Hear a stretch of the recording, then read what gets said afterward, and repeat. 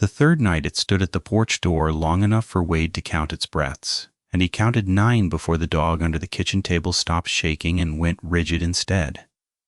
Which was worse, the yard light was off. He had turned it off himself 2 nights back, when he understood that light only told the thing where the door was. So there was no light, only the gray spill of a half-moon through cloud and the pale rectangle of the storm door glass, and against that glass a shape that did not move the way a bear moves or a man moves. He had his hand flat on the deadbolt. He did not turn it. He had learned by then that turning it changed nothing, that the lock was a story he told himself, and he stood there in his socks on the cold linoleum and counted the breaths fogging the glass from the outside and waited for the 10th, and the 10th did not come. Wade Coley had lived on the back 40 of his father's old place outside Tamarack Bend for 31 years. And in all that time, he had never once called the sheriff for himself. He fixed what broke. That was the whole of his religion. The well pump, the baler, the cracked manifold, on the snow machine, the sagging gate that wanted a new hinge every spring, when the frost heaved the post. He kept a notebook in the breast pocket of his coat, and he wrote measurements in it with a carpenter pencil, because he did not trust his memory and he did trust a number. 41 years old, and his hands looked 60. He read tracts the way other men read the newspaper, with a kind of bored certainty. And he was almost never wrong about what had crossed his ground in the night. He worked maintenance for the county road crew, which meant he plowed in winter and patched in summer and spent the shoulder seasons greasing the equipment nobody else wanted to climb under. He knew the back roads of 3 townships by their potholes. He knew which culverts froze first and which shoulders washed out in a hard rain. And he knew the difference between a deer track and an elk track at a glance. And in the dark by feel, none of that mattered later. He would think about that often in the weeks after. All the things he knew, and not one of them had a name for what came up out of the tree line and stood at his door. His wife was named Priya, and she had come to Tamarack Bend by a road so unlikely that the old men at the feed store still asked her to repeat it. A nurse from a city she no longer talked about much. A contract that brought her to the regional hospital 40 minutes south. A flat tire on a county road in November, and a man in a faded green pickup who stopped to change it and did not try to talk to her the whole time he worked. She married the quiet. That was how she put it. She married the quiet, and 7 years later there was a child in the back bedroom, a girl named Neela, who was 8 months old and slept on her back with both arms thrown up over her head, like she was being arrested in her dreams. The trouble started, as far as Wade could ever fix it, on a Tuesday in the second week of October with the dog. The dog was an Australian Shepherd mix named Biscuit, 4 years old, red merle, 1 blue eye and 1 brown, and she was the single most reliable instrument Wade owned. She barked at deer. She barked at the propane truck and the mail and the neighbor's loose steer and the great horned owl that hunted the fence line in fall. She had opinions about everything that moved, and Wade had learned to read her the way he read his gauges. That Tuesday evening she would not come off the porch. He called her in for supper, and she stood at the top of the steps with her ears flat and her weight back on her haunches, looking out at the tree line where the pasture went up into the spruce. And she would not come, and she would not bark. She just looked. He stood in the doorway with the screen open and the warm kitchen light pouring out around him, and he looked where she looked and saw nothing but the dark wall of the woods going blue and then black. The silence bothered him before anything else did. He stood there another minute and realized he could not hear the coyotes. There were always coyotes up that draw in October. A whole family of them that started up at dusk and ran their nonsense half the night. And and he had stopped hearing them, the way you stop hearing a clock. Now the clock had stopped, and the not hearing was loud. No coyotes, no owl. The frogs were already down for the year, so that proved nothing, but the coyotes should have been there, and they were not. And the dog would not come off the porch. He carried Biscuit in by the collar finally, and she ate nothing, and she spent the night pressed against the bedroom door with her nose to the gap under it. He did not tell Priya much. There was nothing to tell. A dog had a mood. He had a dozen explanations, and he laid them out for himself in the dark, like a man counting his tools. A cat had come through. A bear was working the oaks down by the creek, and the dog smelled it. Somebody's dog had gotten loose and was running the back country. Each one fit for a moment, and then did not. And he lay awake longer than he meant to. And when he finally slept, he dreamed of nothing he could remember, and woke before the alarm, with the feeling of having been watched, which he dismissed because a feeling is not a measurement, and he did not build his life on feelings. In the morning he went out to start the truck and found the tracks. They came out of the spruce at the top of the pasture, crossed the open ground in a straight line that no animal walks, because no animal has any reason to ignore cover that completely, and stopped at the bottom of the porch steps. Then they turned and went back. The same way, he crouched over them with his coffee going cold in his hand, and he did what he always did. He measured. The print was longer than his own boot, and his boot was a 12. The shape was wrong, in a way he could not immediately say. There were toes, 4 of them, and a 5th set further back and higher, and there were marks at the front of each toe that pressed deeper into the soft ground than the toe itself, and he knew when made a mark like that. He had skinned enough coyotes and dressed enough bear, and he wrote the word in his notebook and then looked at it. Claws. Then the heel. The heel did not land like a dog's heel, and it did not land like a bear's broad pad. It was narrow at the back, and it came down hard. And the stride. He paced the stride out twice to be sure of the number, and wrote it down and stood looking at the number for a long time. The steps were too far apart. Far enough that whatever made them had been moving on 2 legs, and the depth of them at the back said it carried real weight to do it. He photographed them with his phone, and the photographs came out looking like nothing. Like mud. The way phone pictures of important things always do, flattening the scale until you could believe they were anything. He hated that. He set his pencil down beside one for scale and shot it again, and it still looked like nothing. So he did the thing his father had taught him for a track he wanted to remember.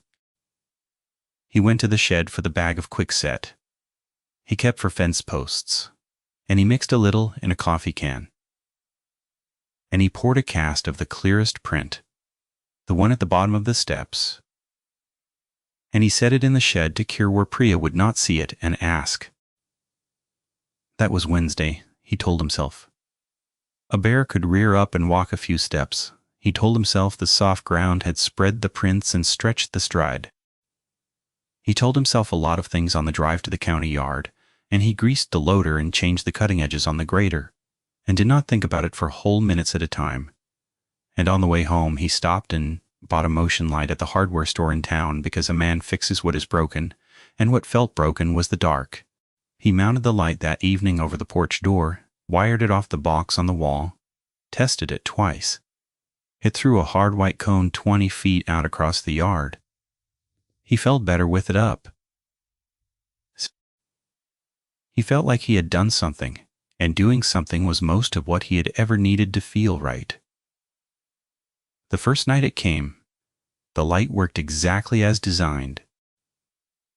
He woke at 2:13 by the clock on the stove, which he could see from the bedroom through the open door.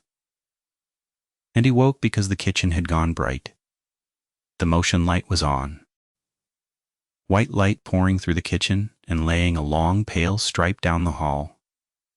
And he was up and moving before he was fully awake. And Biscuit was already at the bedroom door, not barking, doing that low thing in her chest that was not a growl, a sound like an engine that will not turn over. He told Priya to stay. He did not have to tell her twice. She had the baby monitor in her hand, the little screen of it glowing, and she sat up against the headboard with her back straight and said nothing and watched him go. He came down the hall into the bright kitchen and stopped where the light from the window would not fall on him, and looked out. The light was on, and it lit the yard, and the yard was empty. The cone of it reached almost to the garden fence, and there was nothing in it. He stood and looked, and the light clicked off on its timer. And the dark came back, and he waited, and it did not come on again. He let his breath out, slow. A barn cat. The light did its job and scared off whatever it was.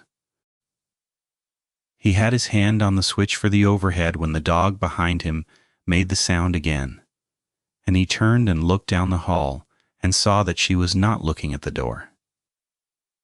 She was looking at the window over the sink. The window he was standing next to. The window that looked out on the side yard where the motion light did not reach. He did not turn his head fast.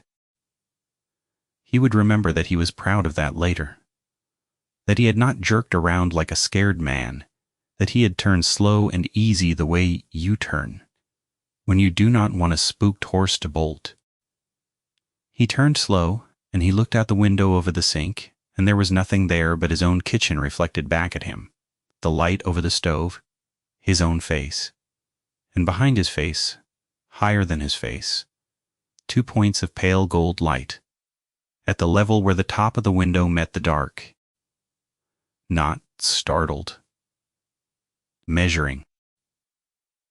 The eyes did not dart, and they did not blink, and they held on him through the glass with a steadiness that no animal he had ever spooked in a headlight had ever held.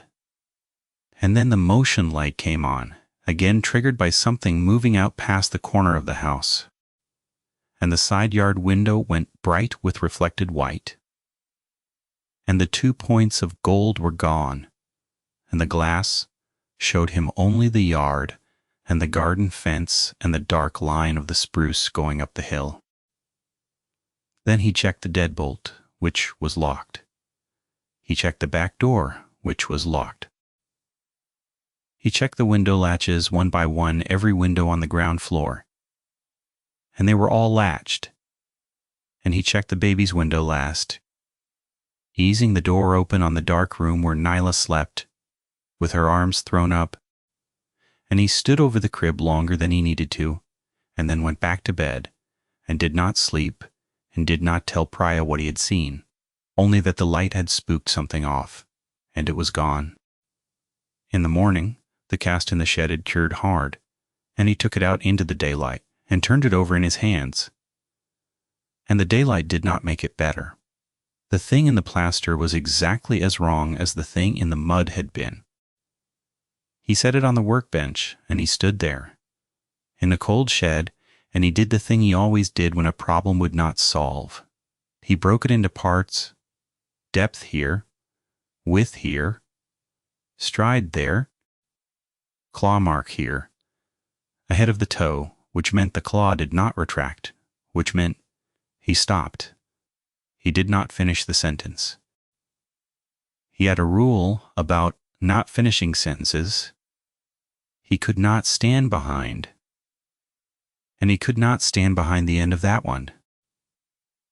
That day he called the county dispatch, not for himself, he told them, but to report a large animal that had come up close to the house with a child in it.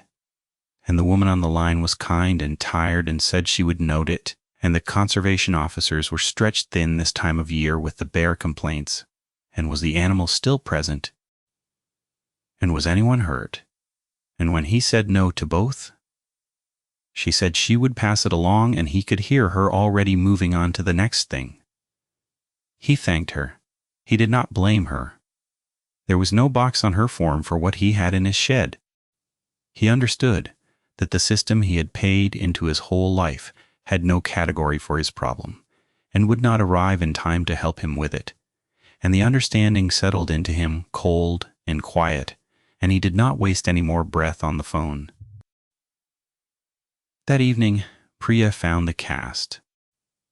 She had gone to the shed for the box of mason jars to put up the last of the tomatoes, and she came back into the kitchen, holding the plaster in both hands the way you hold something you are not sure is safe, and she set it on the table between them and looked at him, and did not ask the question out loud. He told her the truth because he had married a woman who could read a lie the way he could read a track, and lying to her would cost him more than the truth did. He told her about the eyes at the window. He watched it land. He watched his wife, who did not scare easy, who had held the hands of dying men and not flinched, go pale around the mouth and reach without looking for the edge of the counter and hold it. That night they moved the crib into their bedroom. Neither of them said why. Priya carried the baby and Wade carried the crib, and they set it up against the wall on her side away from the window. And Wade brought his rifle in from the gun safe in the mud room and leaned it in the corner by the closet, unloaded, with the box of shells on the high shelf. And they lay in the dark with their daughter breathing 4 feet away and the dog flat against the door, and they waited for 2:13. It did not come at 2:13. That was the second thing he learned about it, that it did not repeat itself exactly, that it was not on a schedule. The motion light came on, and Wade was already awake, and he came down the hall the way he had the night before, and stopped in the same place, and looked out at the empty bright yard. And this time he did not wait for the eyes at the side window. He went to the side window first, fast to catch it, and the side yard was empty too. Both empty. The light on the front, nothing. The window on the side, nothing. And the dog at his heel made the engine sound and turned her head slow toward the porch door, the storm door with its big pane of glass, the door he had been standing 6 feet from the whole time. He turned and the porch door was full of it. It stood on the other side of the glass, close enough that the storm door should have fogged with its breath, and it did not. And that was the detail that broke something loose in him, that there was no fog, that the glass between them was clear and cold, and showed the thing entire from the chest up, and he made himself look flat and exact. Because if he was going to live in a world where this stood at his door, then he was going to know its dimensions.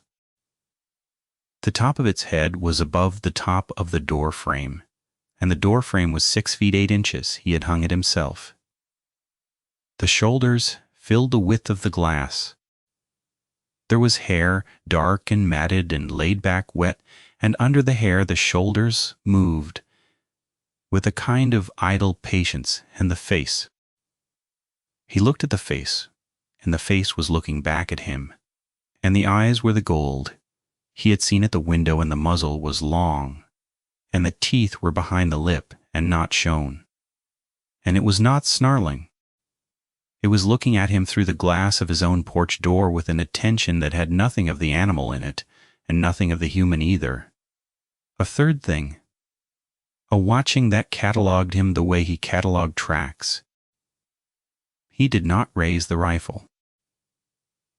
The rifle was in the bedroom, and he was glad of it, because a part of him that he did not like to think about had wanted, in that first second, to put around through the glass, and he knew with the cold certainty that came up from somewhere older than thought that the glass and the round and the rifle were all the same kind of story, the deadbolt was.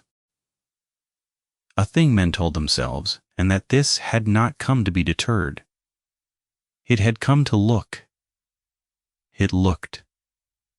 He looked back. The dog had stopped making any sound at all. Then it lowered itself, not fled, not bolted. It lowered itself down below the line of the glass the way a man steps down off a porch, deliberate, in no hurry, and the porch was empty, and the motion light, which had gone off, came on again as the thing crossed back through its cone, and Wade saw it for 1/2 second from behind in full white light. The whole height of it upright and moving away across the yard toward the spruce, the way it swung its weight, the length of the arms, and then it was past the cone and into the dark, and the dark took it, and the light clicked off, and that was the first night it came to the porch door. He stood at the door until the gray came. He did not check the latches that night. He understood the latches were beside the point. He stood at the door with his hand flat on the wood, not on the deadbolt, just on the wood, and he watched the tree line until dawn bled slowly up into the spruce and proved nothing at all, no shape, no eyes, only the wet black trunks going gray and then brown and the pasture grass silvered with frost. Out of the trees, out to the steps, and back in the morning. Priya did not ask him if he had seen it. She looked at his face, and she knew. She made coffee, and she fed the baby, and she moved through the kitchen with a control that he understood was costing her everything. And at one point she stood at the sink with her back to him and said, quiet, that her sister in the city had a basement apartment and that it was empty. And Wade said he knew, and neither of them said anything else about it. And the leaving sat there on the table between them like the plaster cast, real and not yet picked up. He went to work because the road did not plow itself, and because staying home felt like agreeing to something. All day he ran the grader on the gravel up past the reservoir, and all day he thought about it in the flat, methodical way he thought about everything. Turning it over, looking for the part that was broken so he could fix it, and the trouble was that nothing was broken. Everything was working exactly as it was made to. The thing came up out of the woods at night, and stood at his door, and looked at his family and left. And there was no broken part in that. There was only an intention he could not read and could not stop. And around noon, sitting in the cab eating the sandwich Priya had made him, he admitted to himself the thought he had been holding off since the first morning. It was not testing the doors. It already knew the doors. It was not looking for a way in. If it had wanted in, it would be in.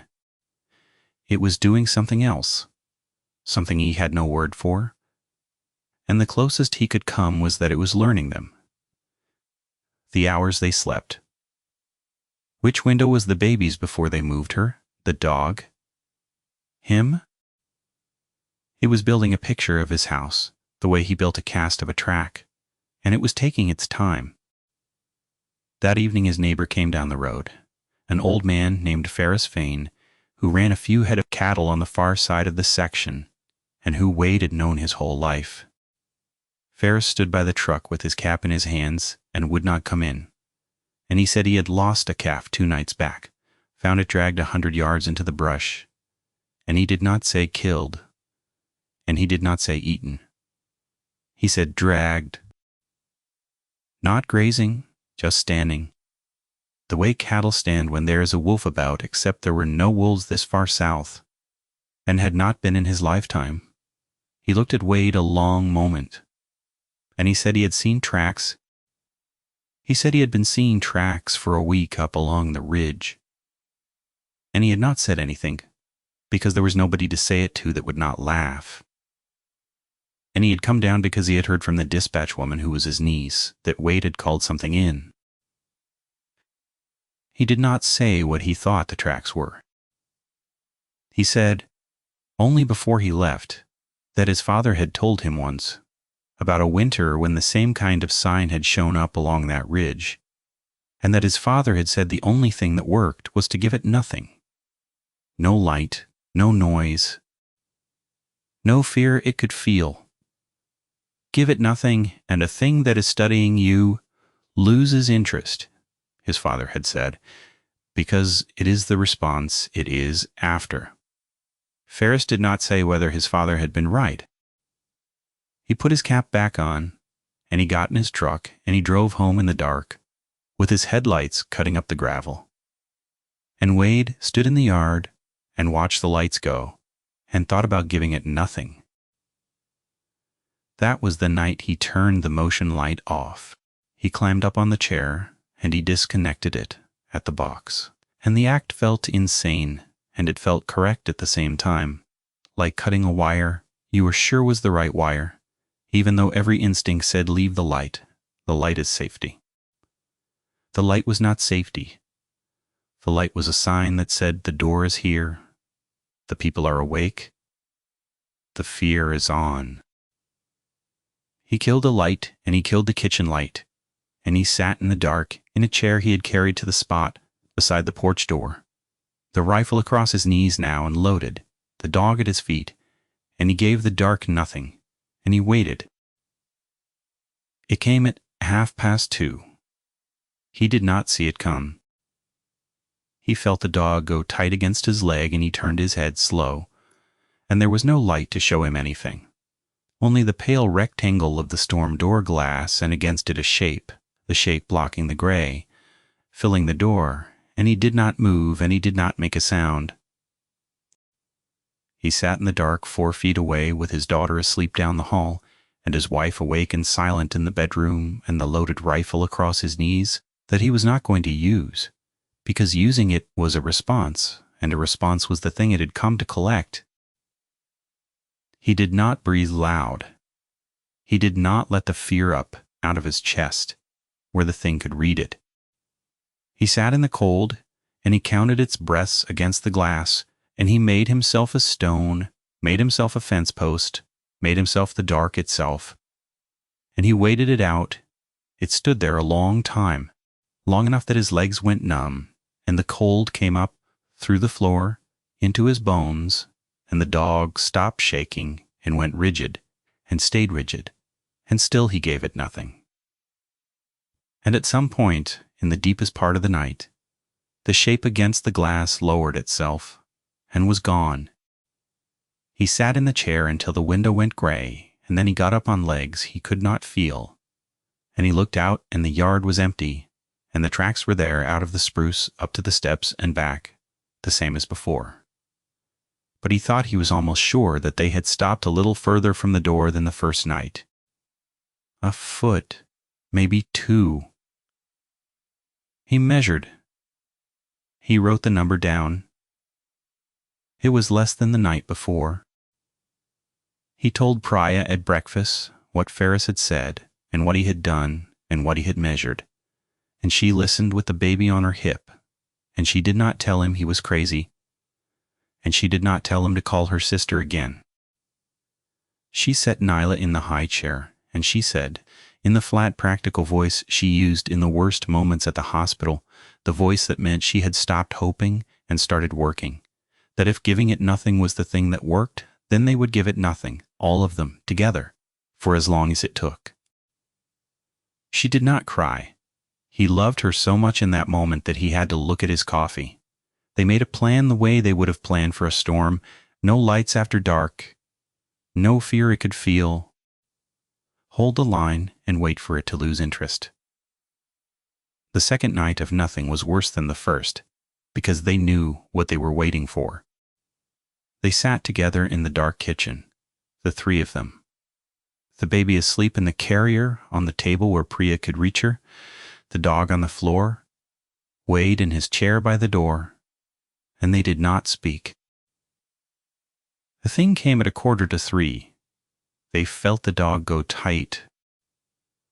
They heard it on the porch boards, the long, slow settle of weight that the old woods spoke under, a sound Wade had heard from his own feet 10,000 times, and that was wrong now only in its patience, and then the shape was at the glass, and the cold came off it, or seemed to. And Priya put her hand flat on the table beside the carrier, and did not move it, and did not make a sound. And they gave it nothing. This was the night it tested them. It made a sound. Not a roar, not a growl. It was low and it was layered. A bass rumbled down under the floor of his hearing, and over it a second thing. A chattering. rapid and dry. The two riding together in a way no single throat he knew of could make, like two voices working out of one chest. And it came through the glass and through the wall, and Wade felt it in his sternum before he understood he was hearing it. The baby stirred in the carrier. Priya's hand moved to her without moving her eyes from the door. And the dog that had given nothing for 2 nights, the dog broke. She came up off the floor and she threw herself at the door, barking all of it at once. Every bark she had held for a week, and the sound of her filled the kitchen, and Wade understood in one cold drop of his stomach that this was exactly what it had been fishing for, and that the nothing they had built across 2 nights had just been spent in 4 seconds by an animal doing the only thing it knew to do. He got the dog. He got her by the collar, and got his hand over her muzzle, and got her back and down, and held her against his chest on the floor. Her whole body one hard tremor, and he did not look at the door while he did it, because looking was a response too, and when he finally raised his eyes, the shape was still there. It had not reacted to the dog. It had not reared or struck or fled. It had simply watched the dog give it what it wanted, the fear, the noise, the response, and Wade understood looking at it that it learned the last thing it needed to learn, that the silence could be broken, that there was a way to reach in past the nothing and pull the fear up out of them, and it had found the way. Then it lowered itself and was gone, and the porch was empty, and the night went on a long time after that, with nobody sleeping. In the morning, the tracks were closer to the door again, closer than the first night. He measured, and he wrote the number. And the number was the worst number he had written, because it meant the thing he had built was failing, that the nothing only worked until it found the seam, and it had found the seam. That day he did not go to work.